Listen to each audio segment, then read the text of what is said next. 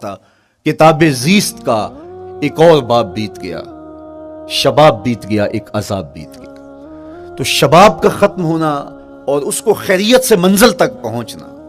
یہ کتنا بڑا مشکل مرحلہ ہوتا ہے، جس کا جوانی میں باطن کا چہرہ مسخ ہو جاتا ہے اور جنسی کالک سے جو چہرہ آلودہ ہو جاتا ہے، اس کا عفت کا دامن داغدار ہو جاتا ہے۔ تو اس لیے وہ چہرہ تاباں ہے، وہ چہرہ روشن ہے، وہ چہرہ منور ہے جو اپنے آپ کو کالک نہیں لگنے دیتا اور اپنی عصمت کی حفاظت کرتا ہے۔ میرے حضور نے بھی ارشاد فرمایا، سبعۃ یظلھم اللہ تعالی فی ظلہ یوم لا ظل الا ظلہ، 7 اشخاص ایسے ہیں قیامت کے دن جب کوئی سایہ نہیں ہوگا، اللہ ان کو اپنے عرش کا سایہ عطا کرے گا۔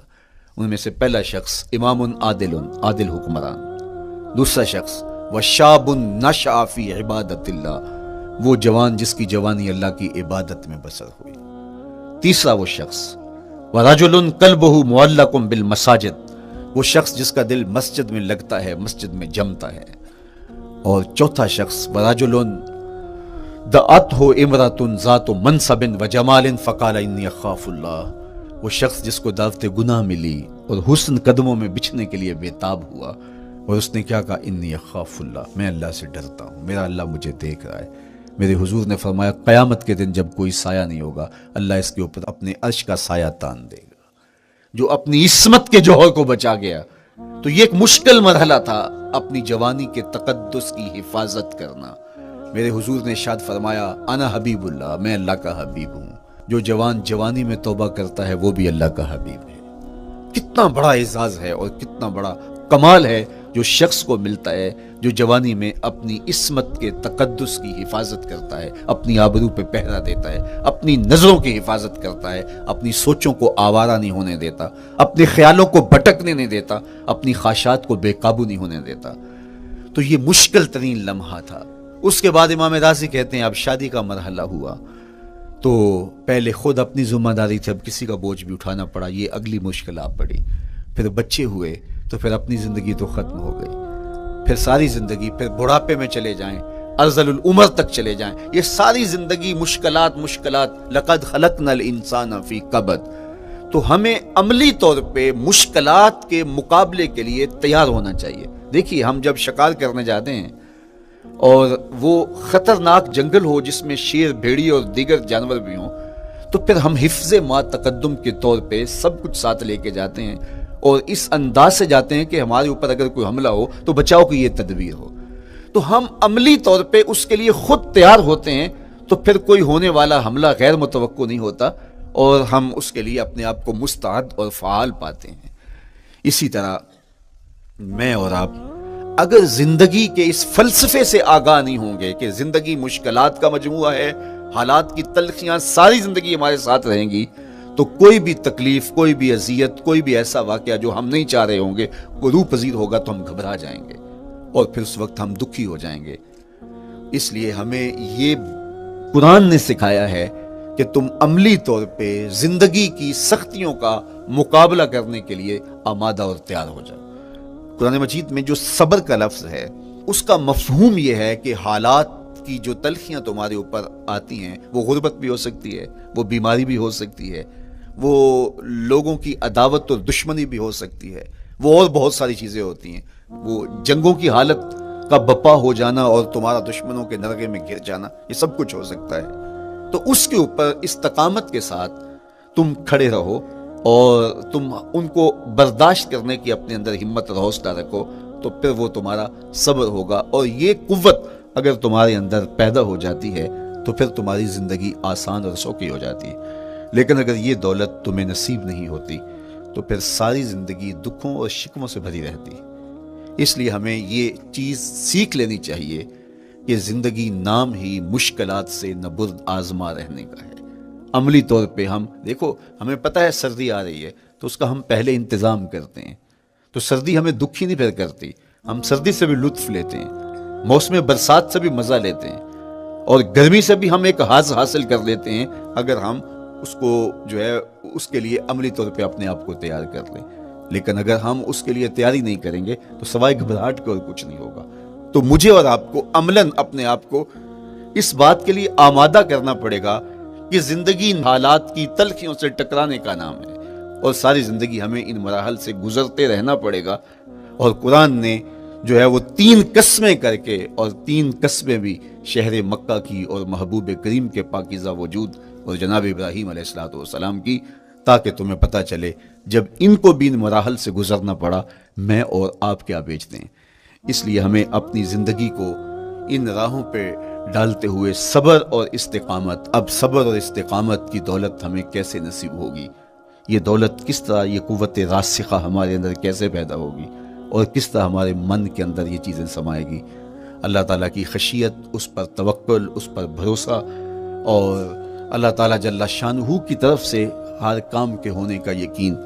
ہمارے اندر یہ استقامت اور یہ حوصلہ پیدا کرتی ہے یہ چیز۔ اس لیے مجھے اور آپ کو اپنی پوری زندگی میں اس عمل سے گزر کر کے اپنے آپ کو مضبوط ترین صورتحال میں لا کے کھڑا کرنا پڑے گا، اور یہی زندگی کا جمال ہے۔ تو اب پھر دیکھیے قرآن کیا کہہ رہا ہے،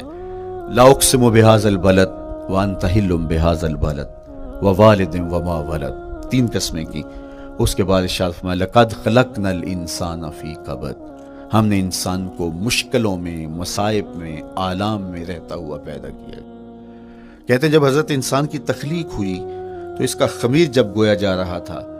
تو اس کے اوپر 39 دن تک آزمائشوں کی، دکھوں کی، تکلیفوں کی بارش ہوئی، اور ایک دن خوشیوں اور مسرتوں کا می برسا۔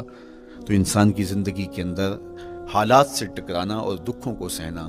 اور دکھوں سے مقابلہ کرنا، یہ سیکھنا پڑے گا، اور جب انسان اس کو عملی طور پر سیکھ جائے گا تو پھر زندگی کا جمال اور زندگی کا حسن نصیب ہوگا۔ دوسری بات، ہمیں اپنی زندگی میں 7 چیزوں کو اپنا اصول بنا لینا چاہیے،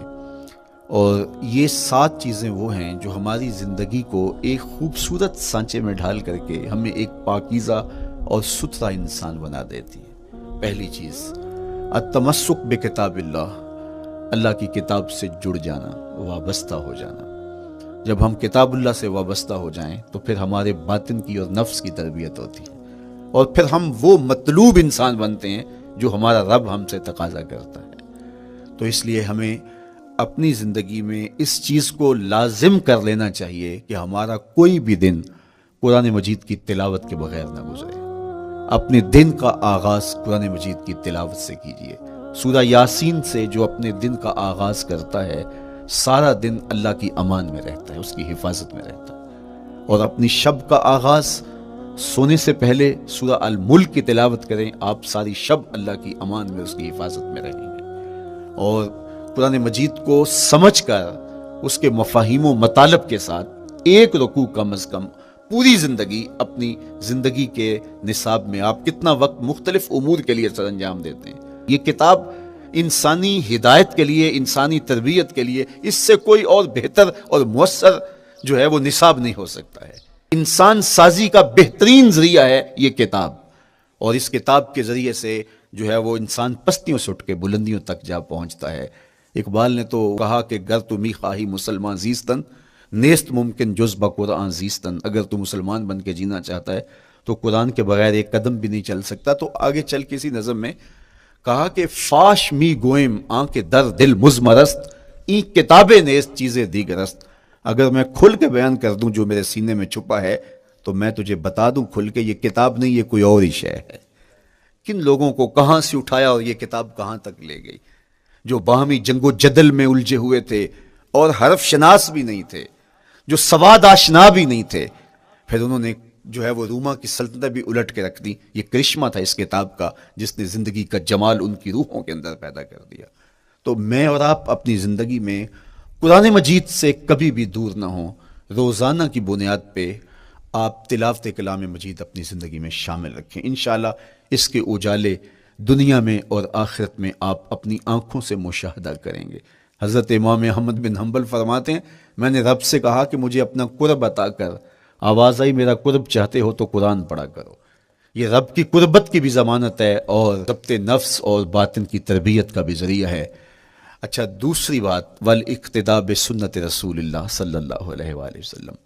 ہمارے لیے بہترین نمونہ ہمارے حضور علیہ السلام کی زندگی ہے، حضور کے دیا ہوا نظام حیات ہے جس پر حضور نے خود عمل کر کے دکھایا۔